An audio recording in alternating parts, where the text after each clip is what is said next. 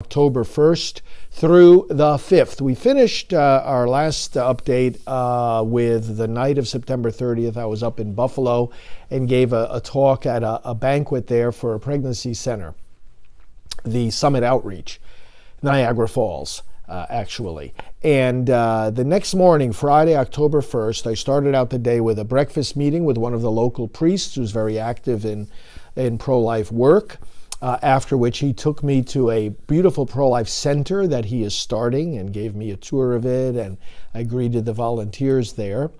Then I went over to the Summit Outreach Pregnancy Center there in Niagara Falls for a session with the not only the volunteers and staff of the center, but with some of the pro-life people who had been at the banquet the night before.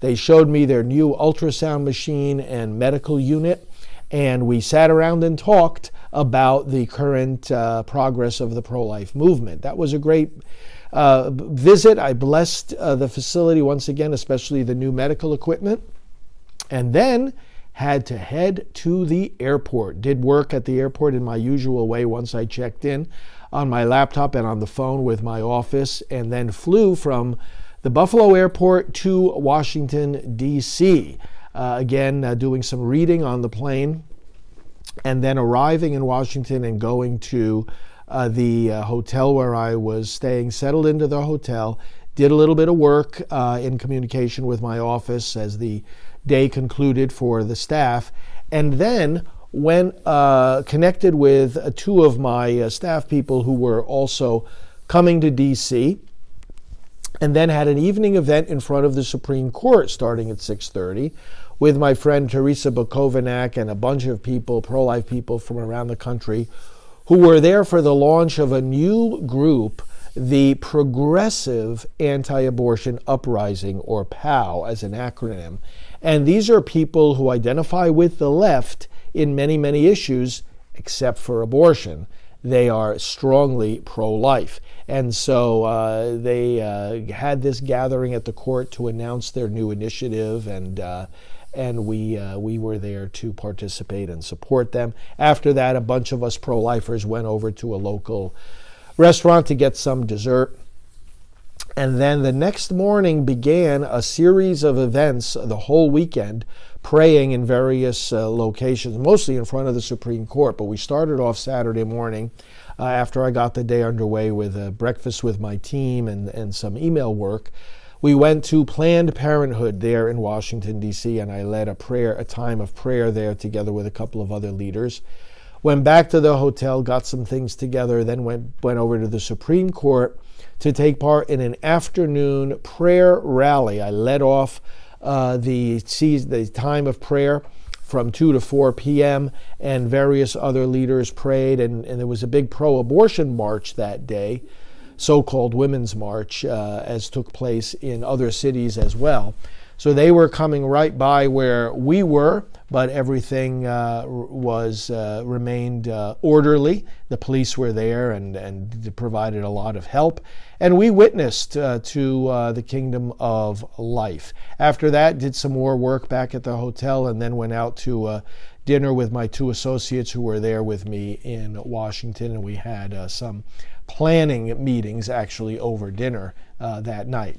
Next morning, Sunday, the 3rd of October, I led a national rosary in front of the Supreme Court after attending Mass over at St. Joseph's Church on Capitol Hill. Went right over to the Supreme Court and led that rosary, which we broadcasted as well. Then I had stayed at the court and had participation in the interdenominational prayer service, at which I also offered an opening prayer and was with pro-life people from around the country. We broadcasted all of these events, and then had some good hours of work midday into the afternoon in my hotel room. I was updating our online question and answer section of our website. Had a lot of new material to put up there, and was also working on updating the SupremeCourtVictory.com webpage, and much other work that was waiting for me in my emails, including preparing for a pro-life leaders meeting later this week. So I did some hours of work in my room, and then in the evening we had a candlelight vigil in front of the Supreme Court. So we were back there praying with Pat Mahoney, longtime associate there in Washington, and the Stanton Healthcare and the Purple Sash Revolution that they are leading were the main sponsors of these events, and the candlelight vigil was beautiful. Then on Monday, it was back to the court again on Monday morning, October 4th, because that was the first day of this year's term for the Supreme Court. It always begins first Monday of October. We were right there with a big rally and prayer vigil that morning, in which, together this time with Alan Parker of the Justice Foundation, we unrolled 2 gigantic scrolls bearing the names of 500,000 of our fellow citizens who are calling for an end to abortion and a reversal of Roe v. Wade. So I prayed and preached there. Following that, I went over to our D.C. office, which is right behind the Supreme Court, worked for a little bit, and then went to a special luncheon with the Attorney General of Mississippi, Lynn Fitch. And she, of course, is the primary person now responsible for defending the law in Mississippi called the Gestational Age Act, the pro-life law that protects babies in the womb from 15 weeks forward. This is the very law that the Supreme Court is reviewing in this Dobbs case, which motivated all our prayer sessions in front of the court at this time as it begins its new term. It was a great luncheon. There were a couple of dozen pro-life leaders there that I saw and interacted with, along with the Attorney General. After that, it was time to go back to my Washington office. I did a couple of hours of work there with our Washington, D.C. Staff person, and then I headed to the airport, worked in the car on my way out there, worked at the terminal waiting for my plane, worked on the plane on my way back, actually reading a new book by Diehl Hudson and Matt Schlapp, which is going to be coming out soon.